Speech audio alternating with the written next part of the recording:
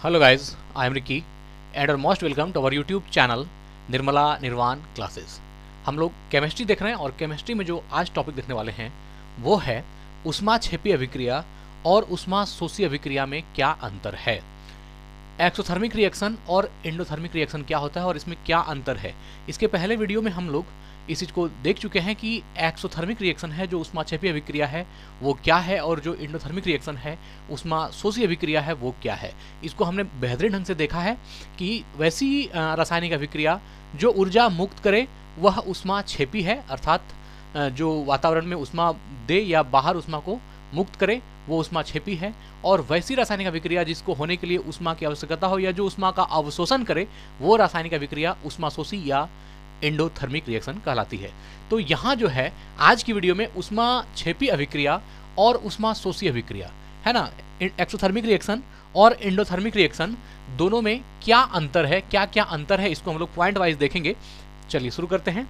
सबसे पहले जो ऊष्माक्षेपी अभिक्रिया है या जो एक्सोथर्मिक रिएक्शन है इसकी बात करते हैं, और साथ ही साथ जो है हम लोग इसको भी देखते हैं कि जो ऊष्माशोषी अभिक्रिया है या जो एंडोथर्मिक रिएक्शन है इस दोनों में क्या डिफरेंस है। सबसे पहला पॉइंट है कि इसमें ऊष्मा जो है उत्सर्जित होती है। ये तो आपने ऊष्माक्षेपी का परिभाषा जो इसके पहले वीडियो में देखा है उसमें भी आपको ये बात मिली होगी कि ऊष्माक्षेपी अभिक्रिया या एक्सोथर्मिक रिएक्शन वो होती है जो ऊष्मा मुक्त करती है ना। तो इसमें ऊष्मा उत्सर्जित होती है। जितनी भी एक्सोथर्मिक रिएक्शंस होंगी या ऊष्माक्षेपी अभिक्रिया होगी उसमें क्या होगी, ऊष्मा मुक्त होगी, अर्थात ऊष्मा जो है रिलीज होगी वातावरण में, ऊष्मा जो है रिलीज होगी या मुक्त होगी कह सकते हैं, वातावरण में ऊष्मा निकलेगी। जैसे मान लीजिए लकड़ी का जलना, यह भी क्या है, एक ऊष्माक्षेपी अभिक्रिया है। इस अभिक्रिया में भी क्या होती है, ऊष्मा वायुमंडल में मुक्त होती है या ऊष्मा हम लोग पाते हैं या ऊष्मा वह जो है रिड्यूस करती है। तो इसमें ऊष्मा उत्सर्जित होती है ऊष्माक्षेपी में, जबकि ऊष्माशोषी में क्या होती है, इसमें ऊष्मा जो है अवशोषित होती है, अर्थात ऊष्मा को ये ग्रहण करती है। जिस माध्यम से करे वह जो है ऊष्मा को ग्रहण करेगी, और जिस रफ्तार से ऊष्मा को ग्रहण करेगी उसी तरह से जो है वह प्रोडक्ट को भी पैदा करती है। तो यहाँ से ये बात याद रखना होगा कि ऊष्माशोषी में ऊष्मा का अवशोषण होता है और ऊष्माक्षेपी में ऊष्मा उत्सर्जित होती है। ठीक है, चलिए दूसरा पॉइंट है, इस अभिक्रिया में अर्थात ऊष्माक्षेपी में ताप में वृद्धि होती है, टेम्परेचर में वृद्धि होती है। स्वाभाविक बात है, यह जो है यह ऊष्माक्षेपी अभिक्रिया क्या करती है, वातावरण में हीट को या ऊष्मा को रिलीज करती है, ऊर्जा को रिलीज करती है। तो यह जो है इस अभिक्रिया में ताप में वृद्धि होती है, क्या होगी, टेम्परेचर में वृद्धि होगी। और ये जो आपका है ऊष्माशोषी अभिक्रिया है ना, इस अभिक्रिया में ताप में कमी होती है, इसमें क्या होगी, टेम्परेचर में कमी होगा। और कमी होगा क्योंकि वह जो ऊष्माशोषी अभिक्रिया है या जो एंडोथर्मिक रिएक्शन है वो ऊष्मा ग्रहण करने के साथ ही वो जो है शुरू होती है। तो यह स्वाभाविक बात है कि ऊष्माशोषी अभिक्रिया जहाँ भी होगी वह क्या करेगी, ताप में कमी करेगी, अर्थात टेम्परेचर को एब्जॉर्ब करेगी। तो वहाँ क्या होगा, टेम्परेचर की कमी अनुभव होगा। तो ऊष्माशोषी अभिक्रिया में ताप में कमी होती है। चलिए आगे का पॉइंट देखते हैं, ऊष्माक्षेपी अभिक्रिया। इन अभिक्रियाओं में अभिकारकों की ऊर्जा उत्पादों के सापेक्ष अधिक होता है। जो ऊष्माक्षेपी अभिक्रिया है इन अभिक्रिया में क्या होता है, अभिकारकों की ऊर्जा उत्पादों के सापेक्ष अधिक होती है।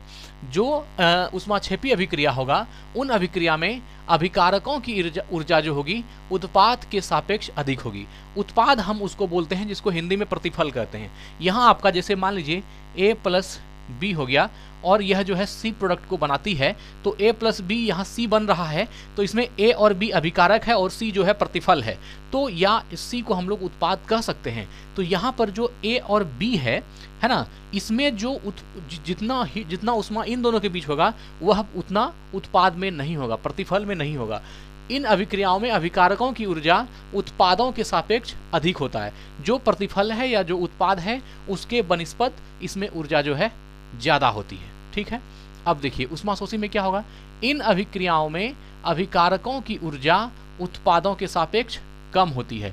अब जो प्रतिफल जो उत्पाद बना है उससे जो है इसका टेम्परेचर कम होगा। तो यहाँ पर जैसे मान लीजिए अब इस उदाहरण के लिए हम इसको देखेंगे ऊष्माशोषी अभिक्रिया के लिए, तो यहाँ पर जो A+B बन के C बना है इसमें जो अभिकारक A और B है इसकी ऊर्जा जो होगी इसके बनिस्पत कम होगी, अर्थात प्रतिफल में ऊर्जा ज़्यादा होगी और जो उत्पादों के सापेक्ष कम होती है, मतलब कि जितना इस अभिक्रिया में अभिकारकों की ऊर्जा उत्पादों के सापेक्ष कम होती है, तो उत्पाद में जितना ऊर्जा होगा उससे कम ऊर्जा का आभास किसमें होगा, अभिकारकों में होगा। और इसमें उल्टा हो रहा था, ऊष्माक्षेपी में क्या हो रहा था, अभिकारकों की ऊर्जा उत्पादों के सापेक्ष अधिक था। अभिकारक का ऊर्जा, इसका ऊर्जा ज़्यादा था, इसका कम था। ऊष्माशोषी में क्या हो रहा है, इसका ऊर्जा ज़्यादा है और इसका कम है। ठीक है, आगे पॉइंट देखिए। इन अभिक्रियाओं में अर्थात ऊष्माक्षेपी अभिक्रियाओं में वातावरण का ताप बढ़ जाता है। जब ऊष्माक्षेपी अभिक्रिया होगा तो वातावरण का टेम्परेचर बढ़ जाएगा, है ना, वातावरण का ताप बढ़ जाएगा, क्योंकि आप जानते हैं कि ऊष्माक्षेपी अभिक्रिया में ऊष्मा बाहर मुक्त होती है, तो इसमें जो है वातावरण का ताप बढ़ जाता है। और जो ऊष्माशोषी है अर्थात एंडोथर्मिक रिएक्शन है ना, इन अभिक्रियाओं में वातावरण का ताप कम हो जाता है और टेम्परेचर कम होगा, क्योंकि वातावरण के टेम्परेचर को ये अभिक्रिया क्या करती है, अपने में एक्सेप्ट करती है, या उस ऊष्मा को या उस ऊर्जा को ये समाहित करती है। तो इस अभिक्रिया में अर्थात ऊष्माशोषी अभिक्रिया में वातावरण का ताप क्या हो जाता है, कम हो जाता है। ठीक है, चलिए अब यहाँ एक एग्जाम्पल है मीथेन। मीथेन CH4, मीथेन का दहन भी जो है ऊष्माक्षेपी अभिक्रिया का उदाहरण है। यहाँ CH4 मीथेन है और यहाँ ऑक्सीजन के साथ ये रिएक्शन कर रही है, तो CH4 + 2O2 ये क्या बन गया, कार्बन डाइऑक्साइड CO2 + 2H2, और यहाँ ऊष्मा जो है रिलीज हो गई। तो आप जानते हैं कि ऊष्माक्षेपी अभिक्रिया में ऊष्मा मुक्त होगी, तो यहाँ पे मीथेन CH4 और ऑक्सीजन O2 ये दोनों ही रिएक्शन कर लिया और क्या बनाया, कार्बन डाइऑक्साइड बनाया, जल बनाया और ऊष्मा जो है मुक्त किया। तो यह किसका उदाहरण है, यह ऊष्माक्षेपी अभिक्रिया का उदाहरण है, या burning of methane is the example of exothermic reaction.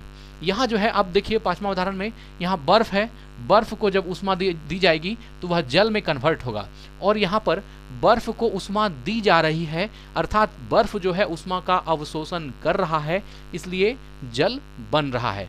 तो बर्फ को ऊष्मा देने के बाद जल का बनना यह उदाहरण है किसका, ऊष्माशोषी अभिक्रिया का या एंडोथर्मिक रिएक्शन का।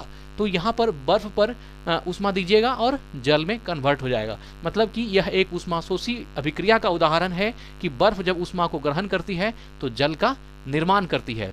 इसी के संदर्भ में हमने अभी आपको बताया कि जो एंडोथर्मिक रिएक्शन होंगे उसमें जो अभिकारक हैं, बर्फ प्लस ऊष्मा, यहाँ अभिकारक की एनर्जी जो है कम होती है और प्रतिफल का एनर्जी ज़्यादा होता है, या कह सकते हैं कि इसमें हीट कम अनुभव होगा और जो प्रतिफल बना है, प्रोडक्ट बना है, उसमें हीट ज़्यादा अनुभव होगा। अब बताइए बर्फ में ऊष्मा दीजिएगा तो यह जो जल बनेगा इस जल के गर्मी से इसकी गर्मी कम होगी, है ना। अभी आपने देखा कि अभिकारकों, है ना, ऊष्माशोषी अभिक्रिया में अभिकारकों की ऊर्जा उत्पादों के सापेक्ष कम होती है। तो यहाँ पे उत्पाद जल है और अभिकारक में बर्फ और ऊष्मा है, तो इसकी ऊर्जा जो है जल की अपेक्षा कम होगी।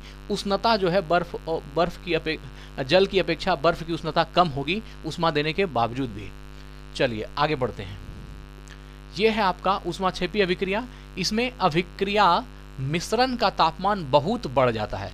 ऊष्माक्षेपी अभिक्रिया में क्या होता है, अभिक्रिया मिश्रण का तापमान बढ़ जाता है। यहाँ पर आपको समझना पड़ेगा अभिक्रिया मिश्रण क्या है। तो ये जो अभिक्रिया मिश्रण है इसका मतलब है कि जब दो प्रोडक्ट आपस में रिएक्शन करके किसी प्रतिफल का, या दो अभिकारक आपस में मिल करके किसी प्रोडक्ट का निर्माण करती है, तो वह जब दोनों में रिएक्शन कराया जाएगा तो वो आपका क्या कहलाएगा, अभिक्रिया मिश्रण।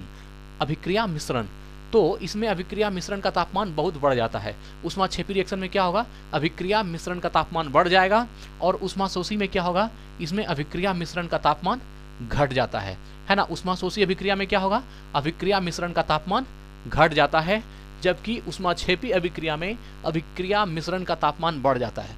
मेनली जो मुख्य बेसिक बात वो है जो आपको याद रखना है कि जब भी ऊष्माक्षेपी अभिक्रिया होगा तो इसमें ऊष्मा बाहर मुक्त होगी। अब यहाँ पर जैसे ये बात कहा गया कि इसमें अभिक्रिया मिश्रण का तापमान बहुत बढ़ जाता है, तो ये तापमान बढ़ता है तब तो इसका उत्पाद जो है, जो इस दोनों अभिकारक का जो उत्पाद बनता है उसके साथ ऊष्मा भी मुक्त होती है, क्योंकि इसमें ज़्यादा मात्रा में ऊष्मा है, ज़्यादा मात्रा में ऊर्जा है। और इसमें अभिक्रिया मिश्रण का तापमान घट जाता है, क्योंकि ये बाहर से ही ऊष्मा को ग्रहण करती है, ये बाहर में ऊष्मा मुक्त करती है और ये बाहर से ऊष्मा को गैन करती है, इसलिए इसमें उल्टा है। ठीक है, चलिए 7 है, जब अभिक्रिया ऋणात्मक होती है तो वह ऊष्माक्षेपी होती है। इस पॉइंट को याद रखिएगा। जब अभिक्रिया निगेटिव होगी अर्थात ऋणात्मक होगी तो वह अभिक्रिया क्या होगी, ऊष्माक्षेपी होगी, या कह सकते हैं कि वो एक्सोथर्मिक होगी।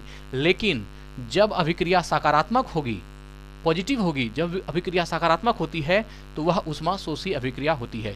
ये प्रश्न ऑब्जेक्टिव में कई बार पूछा गया है कि सकारात्मक अभिक्रिया निम्नलिखित में से कौन सी है। तो अगर ऐसा उदाहरण में आता है तो सकारात्मक अभिक्रिया ऊष्मा शोषी है, अर्थात वह वातावरण से एनर्जी को एक्सेप्ट करती है या एनर्जी को कह सकते हैं कि ग्रहण करती है, तो वह सकारात्मक है।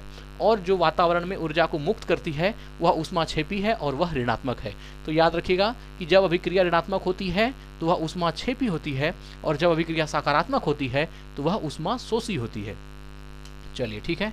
साग सब्जियों का विघटित होकर कंपोस्ट का बनना अर्थात खाद का बनना, ये भी आपका उदाहरण है ऊष्माक्षेपी अभिक्रिया का, अर्थात कि आप इसको भी एक्सोथर्मिक रिएक्शन बोल सकते हैं। साग सब्जी का विघटित होकर, विघटित का अर्थ होता है टूटना, डिकम्पोज होना। तो ये जो है कि साग सब्जी का विघटित होकर कंपोस्ट बनना, आप जानते हैं कि जो जैविक खाद है, कंपोस्ट वगैरह जो हम लोग घर में यूज करते हैं, जो जानवरों के मल से या अपशिष्ट से बनता है, तो ये साग सब्जियों का उसमें साग सब्जी वगैरह या हरी चीज़ों को आप डाल दीजिए तो वो क्या होता है, सड़ गल कर जो है कंपोस्ट बन जाता है। तो साग सब्जी का विघटित होकर कंपोस्ट का बनना अर्थात खाद का बनना, ये ऊष्माक्षेपी अभिक्रिया है। ठीक है। और मिट्टी के बर्तन का पकाना, मान लीजिए कच्ची मिट्टी का बर्तन है, इसको जब हम पकाते हैं तो यह कच्ची मिट्टी के बर्तन का पकना जो है ये आपका एंडोथर्मिक रिएक्शन है, अर्थात ये आपका ऊष्मा शोषी अभिक्रिया है। जैसे मान लीजिए हमारे हाथ में जो मार्कर है, इसमें हम अगर ऊर्जा देना शुरू करें तो ये क्या होगा, धीरे धीरे जो है पिघलना शुरू होगा। या मिट्टी के बर्तन जो कच्चे होते हैं उसको हम आग में क्या करते हैं, पका देते हैं, तो वह ऊष्मा ग्रहण करती है, और ऊष्मा ग्रहण करके उसके अंदर का जो अणु है वो क्या होता है, जो कि आपका द्रव के साथ मिलकर के लिक्विड फॉर्म में था या थोड़ा गीला रूप में था, वो क्या होता है, सूख करके हार्ड हो जाता है और वह एक ठोस के रूप में हो जाता है। तो यह जो है ऊष्मा शोषी अभिक्रिया का उदाहरण है कि वही पदार्थ जो अभी तक कच्चा था वो जैसे ही आग में गया उसने ऊष्मा ग्रहण की, और ऊष्मा ग्रहण के बाद वो ठोस हो गया। जब आप वह घड़ा पक जाएगा, उसको ठोकिएगा तो उससे आवाज़ निकलती है।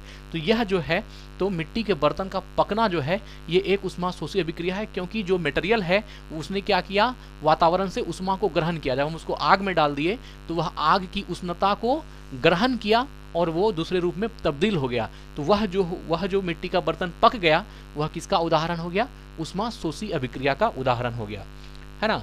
मानव शरीर में श्वसन एक ऊष्माक्षेपी अभिक्रिया है। जो हमारा जो शरीर है, हम जो शरीर में, जैसे मान लीजिए कि हम खाना खाते हैं, तो खाना खाने के बाद वह जो है आहार नाल से नीचे जाता है, वहाँ छोटी आंत में जो है, आप जानते हैं कि शरीर में बहुत सारे एसिड होते हैं, जैसे HCl है, हाइड्रोक्लोरिक एसिड है, जो खाना को पचाने के लिए, खाना को तोड़ने के लिए जिम्मेवार होता है। तो इस तरह की एक कंबसन, एक दहन की प्रक्रिया जो है हमारी बॉडी के अंदर होती है और उससे वो भोजन पचता है। तो यहाँ जो आपका है कि शरीर में श्वसन एक ऊष्माक्षेपी अभिक्रिया है। तो इन सारे प्रोसेस में कि हाइड्रोक्लोरिक एसिड के साथ उसको तोड़ना, या फिर आप कह सकते हैं कि भोजन का डायरेक्टली बोलें तो भोजन का पचना, इन सारे चीज़ों में जो है एक दहन होती है शरीर के अंदर। और उस दहन के बाद जब इसका पता आपको तब चलेगा जब आप अपने नाक से कार्बन डाइऑक्साइड को बाहर छोड़ते हैं। तो जब आप उसको अपनी उंगली रख के अनुभव करते हैं तो वो आपको गर्म महसूस होती है। जो गैस नाक से निकलती है कार्बन डाइऑक्साइड, वो थोड़ा सा उष्ण मालूम होती है, थोड़ा गर्म मालूम होती है। तो इससे ये बात जाहिर होती है कि कहीं ना कहीं यह जो है ऊष्माक्षेपी अभिक्रिया का उदाहरण है कि जो अंदर दहन हो रहा है या भोजन अंदर एक तरह से कहा जाए कि जब पाचन हो रहा है तो उसके बाद जो कार्बन डाइऑक्साइड गैस बाहर छूट रही है वो हल्की गर्म होती है। तो यह जो है आपका मानव शरीर में श्वसन भी जो है यह ऊष्माक्षेपी अभिक्रिया का उदाहरण है कि शरीर के अंदर भी जो है खाना को पचाने में, भोजन को डाइजेस्ट करने में ऊष्माक्षेपी अभिक्रिया या कह सकते हैं एक्सोथर्मिक रिएक्शन की प्रोसेस जो है वो होती है। और उसके बाद नाक से जब हवा निकलता है, कार्बन डाइऑक्साइड के रूप में श्वास निकलती है, तो वो हल्का गर्म होती है। इससे ही जाहिर होता है कि यह जो मानव शरीर में श्वसन की प्रक्रिया है यह एक ऊष्माक्षेपी अभिक्रिया का हिस्सा है, या इसको हम लोग कह सकते हैं ऊष्माक्षेपी रिएक्शन है या एक्सोथर्मिक रिएक्शन है। ऐसे अगर आप इसका प्रोसेस को देखेंगे तो एक भोजन के पचने में, शरीर में भोजन का पचने में बहुत लंबी प्रक्रिया है। लेकिन हाँ, आप सीधा अगर आपको ऑब्जेक्टिव में ऐसा आता है कि मानव शरीर में श्वसन निम्नलिखित में से कौन सी अभिक्रिया है, तो ये जो है आपका ऊष्माक्षेपी अभिक्रिया है। और बर्फ का पिघलना एक ऊष्माशोषी अभिक्रिया है। बर्फ का पिघलना क्या है? एक ऊष्माशोषी अभिक्रिया है। आपने कहा बर्फ पिघलेगा तो ऊष्माशोषी अभिक्रिया है। और एक है लकड़ी का जलना एक ऊष्माक्षेपी अभिक्रिया है। जब लकड़ी जलेगी तो यह भी आपका ऊष्माक्षेपी अभिक्रिया है। और यहाँ एक उदाहरण देख लीजिए, कैल्शियम कार्बोनेट को जब गर्म किया जाता है तो ये CaO है ना, कैल्शियम ऑक्साइड और CO2 गैस में टूट जाता है। एक कैल्शियम कार्बोनेट और कैल्शियम ऑक्साइड दोनों में टूट जाता है, ये CaCO3 का उदाहरण हो गया। तो कैल्शियम कार्बोनेट का टूटना कैल्शियम ऑक्साइड में और कार्बन डाइऑक्साइड में, यह जो है ऊष्माशोषी अभिक्रिया का उदाहरण है। तो ठीक है मित्र, आज यही वीडियो को एंड करते हैं। धन्यवाद, स्वस्थ रहें, मिलते हैं अगली वीडियो में। Thank you. जय हिंद, जय भारत।